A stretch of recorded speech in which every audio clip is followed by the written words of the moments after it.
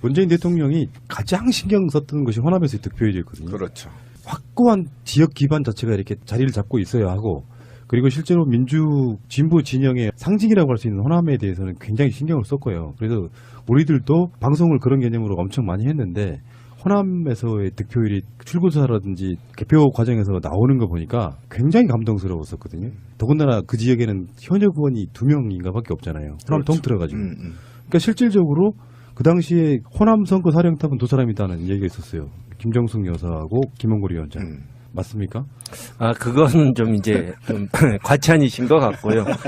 그 현지에서 우리가 이름이 알려지진 않은 분들이지만 현지에서 꾸준히 조직을 관리하고 열심히 뛰어주신 분들이 계셨기 때문에 이게 된 거죠. 이제 근데 어쨌든 지난번 제가 여기 나왔을 때도 말씀을 드렸지만 그 호남의 유권자들이 역시 기대했던 대로 현명한 판단을 내리셔가지고 선거 초반, 그러니까 4월 초 정도만 해도 좀 염려가 되는 상황이었었는데 불과 한 달 만에 상황을 완전히 바꿔놓으신 거죠. 위원장님은 공도 있는 거잖아요. 그렇죠. 글쎄요. 그렇게 말씀드리고 싶어요. 아니 박지원 대표님 저격수는 유일하게 이 위원장님이 했잖아요. 다 잡았잖아. 아무도 댓글을 못해. 글쎄요. 네. 뭐 저는 딴 것보다도 그분이 그동안에 가장 본인이 자랑할 수 있었던 것이 저희 아버지를 도와서 맞아요. 그 햇볕 정책을 펼치는데 공헌을 했고 뭐 남북 정상회담 이런 걸 성사시키는데 공헌을 세운 그것을 평생의 자랑으로 할 수 있었던 분인데 스스로 자기 인생을 부정하는 말씀을 하시니까 제가 그거는 보고 있을 수가 없었던 거죠. 아, 통쾌했습니다. 광주 61.1, 전북 64.8, 전남 59.9인데요. 60%가 훨씬 넘잖아요. 평균으로 따지면. 이게 굉장한 의미를 갖는 게 바로 작년 총선 때는 국민의당이 의석을 싹 들여간 곳이잖아요. 근데 여기서 그 당의 대선 후보가 나왔음에도 불구하고 다른 당, 객관적으로 보면 그런 거죠. 다른 당의 후보가 60%가 넘는, 제가 항상 방송으로 드리는 말씀 있지 않습니까? 선거라든지 여론조사에 60%가 넘으면 압도적인 것, 그게 의미가 없어지는 것처럼 이렇게 압도적인 상태가 됐단 말이에요. 이거는 선거로 설명이 굉장히 어려운 이야기예요, 이게. 어떻게 보면은. 그렇죠. 지역위원장들 완전히 장악하고 있는 상태에서 이렇게 역부로 나타났다는 건 정말 신기한 일이죠. 그렇죠. 그러니까 조직이 워낙 선거에서는 그 조직의 힘이 무서운 것인데 조직이 훨씬 불리한 상황에서 그렇죠. 우리가 그런 승리를 했다는 것은 유례를 찾기가 사실 힘든 맞습니다. 경우죠. 근데 결국은 이 호남의 유권자들이 막판에 이제 안철수 후보가 좀 오락가락하면서 보수층의 표를 얻겠다고 무리하게 우클릭을 하고 과거에 자기가 했던 말을 뒤집고 이러면서 처음에는 누가 되던 간에 정권 교체 아니냐 이렇게 생각하셨다가 나중에는 이게 제대로 된 정권 교체는 문재인 후보밖에 없겠구나 하는 생각을 하셔가지고 그러니까 그분들에게 최우선 과제는 제대로 된 정권 교체를 하는 것이니까 그렇죠. 그렇게 결정을 내리신 거죠. 저희 어머님 변화만 보더라도 저는 이제 사실은 성남시장님을 대기를 했는데 예. 지방에서는 성남시장이 누군지를 모르더라고요. 아무래도 인지도가 좀 떨어지죠. 네, 저 깜짝 놀랐어요. 그래서 어머님 입에서 나온 게 안철수가 새로운 사람이라면서 이렇게 얘기를 몇 개월 전에 하시다가 선거 한 달 정도 남고 야 안철수 저거 안 되겠다. 차례 지내러 갔을 때 제사 지내러 갔었구나. 그런 말을 하더라고요. 그래서 그것만 보더라도 변화가 굉장히 민감하다. 70이 넘은 70 중반이 넘으신 어머님도 뉴스를 보니까 이건 아니다라는 정서가 바닥까지 훑고 가는 거죠. 근데 거기에 이제 뭐 문재인 후보 개인의 능력, 뭐 사회적 흐름 이런 것도 있을 거고요. 잘 생각해 보시면 저는 숨은 공로자 두 분이 진짜 있다고 생각해요. 그게 저는 민주당이란 당명하고요. 그리고 김홍걸 위원장이라고 보거든요. 예를 들어 보세요. 국민의당이 민주당이라고 하는 그 약칭 민주당을 가져가서 나중에 국민민주당이라는 방식으로 이렇게 플레이 만들고 약칭으로 민주당 쓴다. 이게 첫 번째. 두 번째, 김홍걸 위원장님은 본인 위원장님의 위치뿐만 아니라 이호 여사님하고도 가장 가깝게 서로 뜻을 펼치는 분이시잖아요. 그러니까 DJ 유지가 남아있는 유일한 공간이에요. 근데 이분이 국민의당 쪽에 가버려요. 어떻게 됐을까요? 선거 굉장히 이상해지는 거죠. 그렇죠. 이 두 가지가 문재인 후보의 개인적인 역량, 뭐 인품 이런 거 포함, 후보 자질 포함 이 세 가지가 저는 이렇게 같이 맞물려서 호남의 압승이 가능했다고 보는 거예요. 글쎄요, 지금 민주당 부분을 말씀하셨는데 그렇게 됐으면은 실제로 효과가 어느 정도 있었을 수 있겠지만 근본적으로 그럴 수 없었던 것이 이제 안철수 후보가 민주당이란 당명 자체를 원치 않고 그렇죠. 구시대 야당과 자기가 이렇게 동일시 되는 것을 원치 않았기 때문에 결국 불가능해요. 예. 그리고 좀 덧붙이자면은 안철수 후보가 아까 이제 우클릭 얘기를 했는데 제가 작년 초부터 그걸 지적했거든요. 중도라고 하는데 중도란 것이 좌우 사이를 수시로 이리 갔다 저리 갔다 한다든가 모든 사안에 있어서 이 중간에서 있다든가 이러면은 결국은 누구에게도 환영을 받지 못하고 나중에는 버림받게 된다 이랬는데 결국 그게 그렇게 됐죠. 그 결과가 나온 거죠. 그 위원장님, 민주당 당명도 당시에 새정치민주연합일 때는 거부했을 수 있으나 표가 된다면 뭘 못했겠습니까? 사실 그렇지. 안철수 충분히 됐다고 보고요. 그러면은 이제 이게 단순하게 뭐 대선에서 문재인 후보가 60% 넘는 득표율로 호남에서 했다 이런 게 아니라 우리는 뭐 어떻게 해도 지금 청문회 전국이니까 이따가 그런 얘기 다시 하겠습니다만 청문회 전국이니까 아직은 뭐 그런 게 없지만 당장 지방선거가 지금 1년 앞으로 다가왔고요. 근데 정치인들은 그런 거에 엄청 민감하지 않습니까? 선거가 바로 앞에 있고 지금 국회의원들은 자기들 출마는 아니더라도 자기들이 사실상 공천하는 사람들이 다 걸려있는 어떤 그 밥이 걸려있는 그런 상태이잖아요. 그렇죠. 그래서 자연스럽게 어떤 인위적이지 않더라도 정계 개편이 되지 않을까요? 글쎄요, 저는 그러니까 인위적인 정계 개편은 저는 아니라고 생각하고요. 대통령도 그런 생각을 하고 계시다고 보고 현실적으로도 어려울 뿐더러 우리 쪽에서 무리하게 해서 합치면 저쪽 바른정당과 자유한국당도 위기감을 느껴서 합치고 이렇게 되면 또 양극단의 대립이 이루어질 수 있기 때문에 다단계가 파괴된다는 예, 그게 과연 바람직한 것인가 하는 점도 한번 다시 생각해 봐야 되고 지금 일단 무엇보다도 국민의당 내부 사정이 너무 복잡해서 그렇죠. 그러니까 그분들이 제가 듣기로는 공개적으로는 누구도 말을 하지를 않는데 이제 서너 명씩 따로따로 모여서는 온갖 불만을 얘기하면서 이렇게 해야 된다 저렇게 해야 된다 하는데 의견이 아주 분분하다는 거죠. 그러니까는 의견 통일이 되지 않는 이상 통합은커녕 이 연대도 그렇게 간단한 일은 아니라는 얘기. 박지원 대표는 이제 문재인 대통령 이렇게 추앙해주기. 그렇죠. 그랬더니 지금 비대위원장 하시는 박주선 의원이 네가 뭔데? 지금 그 분위기예요. 일단 그런 느낌도 좀 있고 아까 제가 드렸던 질문은 인위적인 거 말고 자연스럽게라도 뭔가 위기의식 느끼고 현재 문재인 대통령 지지율이 호남에서는 90이 넘어요. 그 상태에서 지방선거를 치르게 되면 거기는 완전히 망하는 상태가 되거든요. 자연스럽게라는 표현이 좀 이상하긴 하지만 뭔가 이렇게 돌파구는 선거를 앞두고는 있지 않겠습니까? 과거 같으면 일부가 탈당해서 민주당으로 온다든지 이런 일이 있을 수도 있는데 요즘은 또 분위기가 이렇게 당적을 자꾸 바꾸는 것에 대해서 굉장히 국민들이 부정적으로 보고 철새 취급을 하니까 그것도 간단치는 않죠. 또 배신자 소리를 듣고 하니까. 그러니까 지금 그런 생각을 하는 분들 중에는 예를 들어 국민의당이 바른정당과 합친다든가 이런 뭔가 도저히 여기하고는 같이 못하겠다 하고 나올 수 있는 핑계를 노리고 있을 수는 있겠죠. 참 복잡하게 돼요. 우리 지금 보면 사당 체제가 좀 맞다고 봐요. 왜 그러냐면 사실은 비상식과 통합하자는 건 아니었거든요. 그렇기 때문에 소멸을 해야 될 정치들은 소멸을 좀 해주고 새로운 정치로 좀 바꿔야 되는데 제가 볼 때는 국민의당이 복잡한 이유가요. 지난 선거를 돌이켜보면 대선이 있고 초반에 지방선거가 이루어지면 거의 집권 여당이 이겨버립니다. 그게 패턴이 비슷하게 나타나는데 그 패턴은 뭐냐면 그러니까 기존에 지금 새로 당선된 대통령의 힘을 실어주기 위해서 지방선거를 몰아준단 말이에요. 이런 걸 다 감안해서 봤을 때 국민의당은 굉장히 위기의식을 느낄 수밖에 없다. 저는 그렇게 보거든요.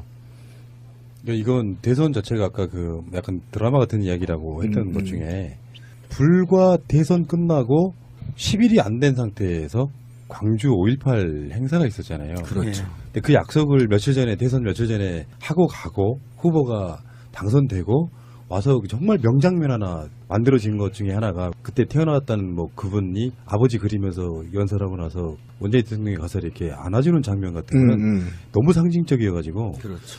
그래서 이게 민심은 막 요동치고 국민의당 지지율은 뭐 한 자릿수로밖에 안 나오고 선거는 다가오지. 그러니까 지역위원장들이나 현역 의원들 입장에서는 매가 탈 것 같고요. 이게 당장은 밖으로 못 늘어나는데 내년 6월 지방선거가 있으면 내년 초 정도 되면은 들썩들썩 하지 않겠냐고요. 그대로 두면 다 떨어지는 건데요. 그렇죠. 5.18 그 행사가 이거를 이 권투 경기로 치면 국민의당이 이제 정신이 오락가락 휘청휘청 하고 있는데 마지막 끝내기 펀치를 얻어맞은 맞아요. 꼴이 돼서 아마 그분들이 그 충격이 컸을 거라고 봅니다.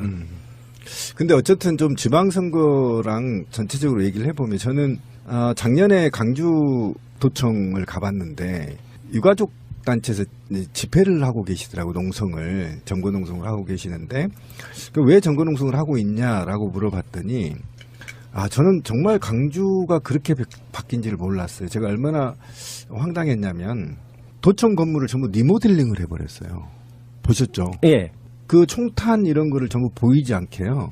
합판 등 인테리어로 전부 다 발라버렸어요. 그리고 그 나무 바닥은 나무로 그 냄새나는 나무로 딱 교체해버리고 그래서 그거를 보존하지 않으려고 했다는 것 자체가 굉장히 불쾌했어요. 그래서 저는 아까 통합위원장한테 그 점을 물어보고 싶었어요. 지금 호남에 이번에 더불어민주당을 지지하고 문재인 대통령을 지지했던 이유가 어쨌든 호남 그 혁신과 개혁 그리고 사회적, 경제적, 정치적 소외 지역에 골고루 재화를 분배를 하지 않는 그동안의 불만들이 함축되어 있다고 보고 그다음에 일반 정치인들의 개혁이 퇴색시키고 기득권화되어 있다는 점도 좀 아시죠? 네. 예, 그러면 이제 지방선거를 이기려면 지역 정치가 환골탈태를 해야 된단 말이에요. 제가 최근에 작년에입니다. 저희 고향이 이제 없어질 위기에 있어요. 신도시가 들어선다는 겁니다. 근데 그 지역을 설계하는데 이제 부도지사가 온 모양이에요. 부지사가 쉽게 말하면. 그런데 그 비포장이거든요. 근데 소방차가 와서 물을 뿌렸다는 거예요. 부도지사가 오기 전에. 그걸 보고 밭을 매든 김을 매든 어르신들이 혀를 찼다는 거야. 그러니까 뭐냐면 국민들은 저게 이미 구시대라는 걸 알고 있단 말이에요. 그런데 전라남도의 관료들은 새누리당만큼이나 관료화되어 있단 말이에요. 이런 정치와 중앙정치의 갭을 어떻게 줄이고 개혁의 정치, 소외의 정치를 탈피할 수 있는 거냐. 이런 측면에서 통합위원장이 그런 가운데에서 어떻게 역할을 하느냐에 따라 지금 호남이 새로운 아래로부터 진정한 혁신, 개혁, 그다음에 통합이 이루어질 수 있는 것인지 그런 좀 의견을 좀 들어보고 싶었어요. 오늘 꼭 오신다고 그래서. 예. 저도 그 부분에 있어서는 동의를 하고요. 예. 그러니까 호남의 단체장들이 예. 영남과 소위 보수 성향 정당에서 나온 사람들과 그런 권위주의적인 면에 있어서 다를 바가 없는 사람들이 많다 예. 하는 그 부분에 있어서는 저도 동의를 하고 그래서 이제 내년 선거 때 아무래도 국민의당 쪽이 지역 유지들의 지지를 받는 사람들이 많고 예, 또 그렇죠. 지명도가 더 위인 사람들이 좀 많긴 한데 그것을 비슷한 식으로 대응할 것이 아니라 참신하고 개혁적인 후보를 내가지고 그런 식으로 차별화하는 방향으로 가야 되는 것이 아닌가. 한마디로 중앙에서 대통령이 보여준 것을 지역에서 또 비슷한 모습으로 구현할 수 있는 그런 사람 후보들이 많이 나와야 되는 것이 아닌가. 저도 그런 생각을 해봤습니다. 속이 다 시원합니다. 그러면 그런 준비를 당에서는 해야 될 거 아니에요. 굉장히 저한테 중요해서 말씀을 드리는 거예요. 예, 아직 이제 저희가 대선 마무리가 이제서 끝났기 때문에 한 달도 안 아직 좀 됐으니까. 시간이 없긴 했는데 또 정부도 잘 아시다시피 아직 장관들 임명도 다 못하고 그렇죠. 좀 어수선한 상황이긴 하죠, 아직. 근데 이제 곧 그런 준비에 들어가야 한다고 생각합니다. 꼭 그 역할 해주실 거죠? 예, 예. 노력하겠습니다. 대선 때 그 판 한 가운데에 계셨었는데 혹시 특별히 기억에 남는 에피소드 이런 것들 있으셨나요? 목포 같은 곳에서 유세했을 때 아버님의 고향이. 예. 저희 후보가 광주 끝내고 목포로 가시는데 저도 합류해서 같이 갔는데 사실 도착하기 전만 해도 좀 걱정이 됐어요. 그러니까 잘 아시다시피 거기가 박지원 대표의 그렇죠. 아성이고 제가 경험해 봤지만 지역 방송국, 언론, 단체들, 유지들 이런 것을 확실히 쥐고 있는 분이라 맞아요. 우리 쪽에 이제 유세에 사람들이 과연 많이 나올 것인가 그렇게 걱정을 했는데 가보니까 예상보다 훨씬 많은 사람들이 특히 젊은 층들이 자발적으로 나와서 군중 숫자나 열기가 엄청났거든요. 20, 30대가 많이 예, 나왔다고 예. 하더라고요. 그때 이제 호남에서 확실하게 우리가 압승할 수 있겠구나 하는 느낌이 들었죠. 위원장님 목포나 신안에 살아보신 적 없으시잖아요. 살아본 적은 없습니다. 항상 느끼는 게 그거야. 위원장님은 서울 출신. 서울에서 태어났습니다. 태어나셨죠. 예. 사시는 분들처럼 잘한다고는 할 수가 없죠. 그러니까 예. 저기 신비님이나 저나 여기 마차님이나 이런 사람들이 다 김홍걸 위원장님보다 호남 민심을 더 잘하는 사람들이야. 예, 그렇게 말씀하실 수 있겠죠. 예. 그랬어요. 저기 제가 저번에 인터뷰 나오셨을 때 웬만하면 출연자분들하고 사진 안 찍잖아요. 제가 그 사진을 딱 찍어가지고 어머니 우리 가족들이 있는 카톡으로 보내드렸거든요. 어머 이게 누구다냐? 김대중 대통령 저 삼남이잖아요. 그랬더니 아따 이 양반이 그 양반이에요. 야? 잘생겼다 이거지. 이번에 선거운동 다니면서 예.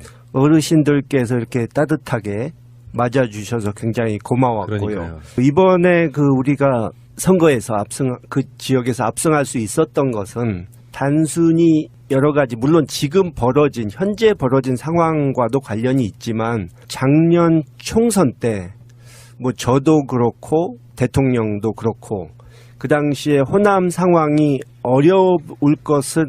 어렵다는 것을 이미 알고 있었지만 그래도 끝까지 포기하지 않고 마지막까지 공을 들였던 것이 그때는 효과가 바로 나오지 않았지만 그것이 밑거름이 됐다고 생각합니다. 그러니까 작년 2016년 초 1월 달인가 입당하셨죠. 예. 사실은 문재인 전 대표의 어떻게 보면 일종의 히든카드 같은 거였는데 불과 한 2, 3개월 만에 총선 치러져가지고 사실은 완전 대피한 거잖아요. 난감할 수도 있어요. 위원장님 입장에서는. 그렇죠. 근데 여기 이제 다시 호남에서 이렇게 확 뒤집히니까 그 노력한 어떤 결과가 보는 것 같아서 어떤 인간 승리 같은 걸로 보는 거거든요. 그러니까 어쨌든 우리 새날에서 계속 얘기했던 게 총선에서 이렇게 줬던 거는 저는 경각심 차원이었다. 그런 측면에서 우리 방송에서 계속 그렇게 얘기했는데 결과적으로 이제 그게 맞은 거잖아요. 그러니까 저는 호남인들의 정치적 감각은 굉장히 뛰어나다고 생각하고 그리고 그 개혁의 의지들이 한 번도 이렇게 보수화되거나 짓눌러 본 적이 없었거든요. 그렇죠. 측면에서, 예.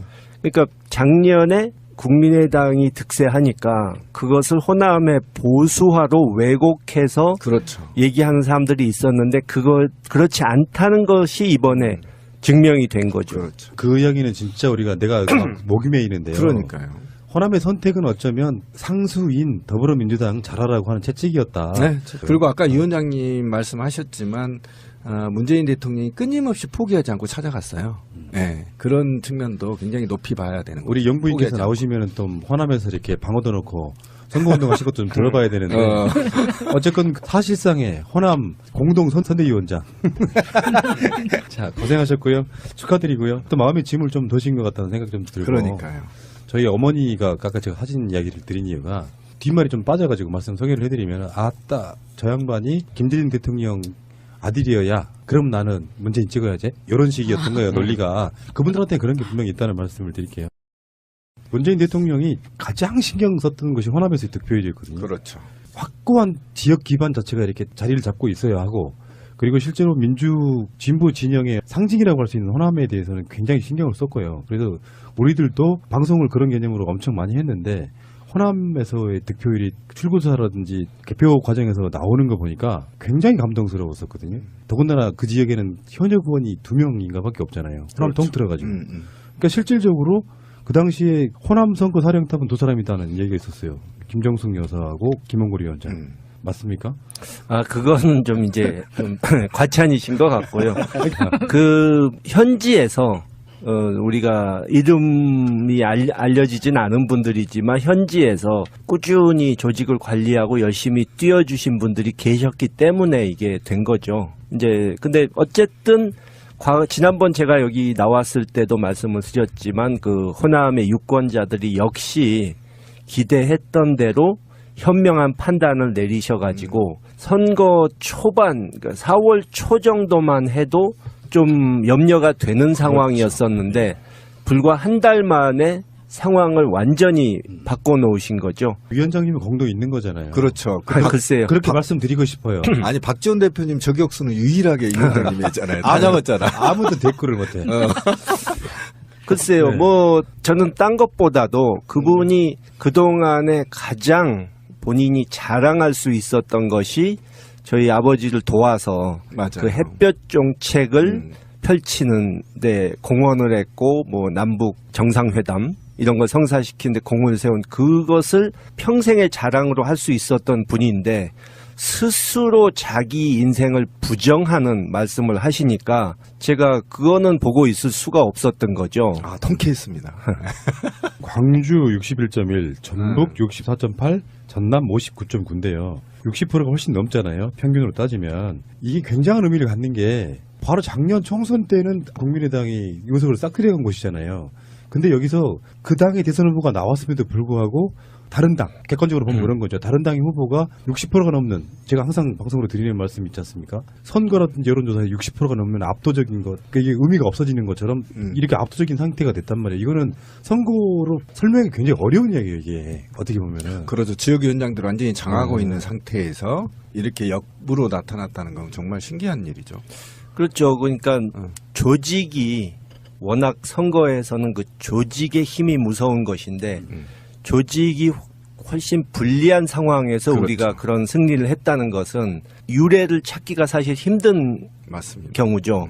근데 결국은 이 호남의 유권자들이 막판에 이제 안철수 후보가 좀 오락가락하면서 보수층의 표를 얻겠다고 무리하게 우클릭을 하고 과거에 자기가 했던 말을 뒤집고 이러면서 처음에는 누가 되던 간에 정권 교체 아니냐 이렇게 생각하셨다가 나중에는 이게 제대로 된 정권 교체는 문재인 후보밖에 없다고 생각하고요. 대통령도 그런 생각을 하고 계시다고 보고 현실적으로도 어려울 뿐더러 우리 쪽에서 무리하게 해서 합치면 저쪽 바른정당과 자유한국당도 위기감을 느껴서 합치고 이렇게 되면 또 양극단의 대립이 이루어질 수 있기 때문에 다단계가 파괴된다는 거죠. 그게 과연 바람직한 것인가 하는 점도 한번 다시 생각해 봐야 되고 지금 일단 무엇보다도 국민의당 내부 사정이 너무 복잡해서 그렇죠.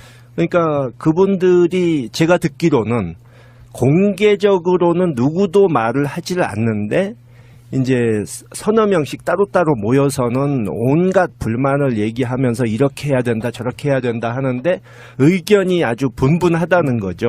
그러니까는 의견 통일이 되지 않는 이상 통합은커녕 이 연대도 그렇게 간단한 일은 아니라는 얘기. 박지원 대표는 이제 문재인 대통령 이렇게 추앙해주기. 그렇죠. 그랬더니 지금 비대위원장 하시는 박주선 의원이 네가 뭔데? 지금 그 분위기예요. 일단 그런 느낌도 좀 있고 아까 제가 드렸던 질문은 인위적인 거 말고 자연스럽게라도 뭔가 위기의식을 느끼고 현재 문재인 대통령 지지율이 호남에서는 90이 넘어요. 그 상태에서 지방선거를 치르게 되면 거기는 완전히 망하는 상태가 되거든요. 자연스럽게라는 표현이 좀 이상하긴 하지만 뭔가 이렇게 돌파구는 선거를 앞두고는 있지 않겠습니까? 과거 같으면 일부가 탈당해서 민주당으로 온다든지 이런 일이 있을 수도 있는데 요즘은 또 분위기가 이렇게 당적을 자꾸 바꾸는 것에 대해서 굉장히 국민들이 붙겠구나 하는 생각을 하셔가지고 그러니까 그분들에게 최우선 과제는 제대로 된 정권 교체를 하는 것이니까 그렇죠. 그렇게 결정을 내리신 거죠. 저희 어머님 변화만 보더라도 저는 이제 사실은 성남시장님을 얘기를 했는데 예. 지방에서는 성남시장이 누군지를 모르더라고요. 아무래도 인지도가 좀 떨어지죠. 네, 저는 저 깜짝 놀랐어요. 그래서 어머님 입에서 나온 게 안철수가 새로운 사람이라면서 이렇게 얘기를 몇 개월 전에 네. 하시다가 선거 한 달 정도 남고 야 안철수 저거 안 되겠다. 차례 지내러 갔을 때 제사 지내러 갔었구나. 그런 말을 하더라고요. 그래서 그것만 보더라도 변화가 굉장히 민감하다. 70이 넘은 70 중반이 넘으신 어머님도 뉴스를 보니까 이건 아니다라는 정서가 바닥까지 훑고 가는 거죠. 근데 거기에 이제 뭐 문재인 후보 개인의 능력, 뭐 사회적 흐름 이런 것도 있을 거고요. 잘 생각해 보시면 저는 숨은 공로자 두 분이 진짜 있다고 생각해요. 그게 저는 민주당이란 당명하고요. 그리고 김홍걸 위원장이라고 보거든요.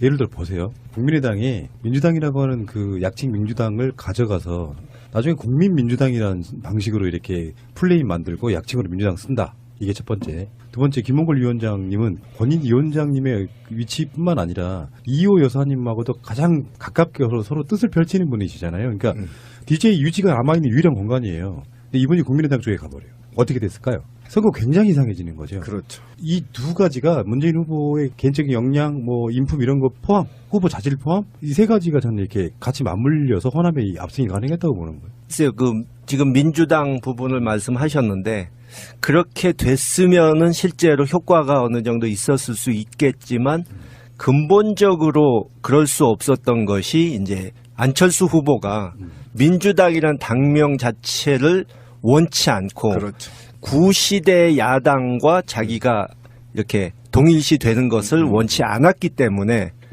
결국 불가능한 예. 그리고 좀 덧붙이자면은 안철수 후보가 아까 이제 우클릭 얘기를 했는데 제가 작년 초부터 그걸 지적했거든요. 중도라고 하는데 중도란 것이 좌우 사이를 수시로 이리 갔다 저리 갔다 한다든가 모든 사안에 있어서 이 중간에서 있다든가 이러면은 결국은 누구에게도 환영을 받지 못하고 나중에는 버림받게 된다. 이랬는데 결국 그게 그렇게 됐죠. 그 결과가 나온 거죠. 그 위원장님, 민주당 당명도 당시에 새정치민주연합일 때는 거부했을 수 있으나 표가 된다면 뭘 못했겠습니까? 사실 그렇지. 안철수.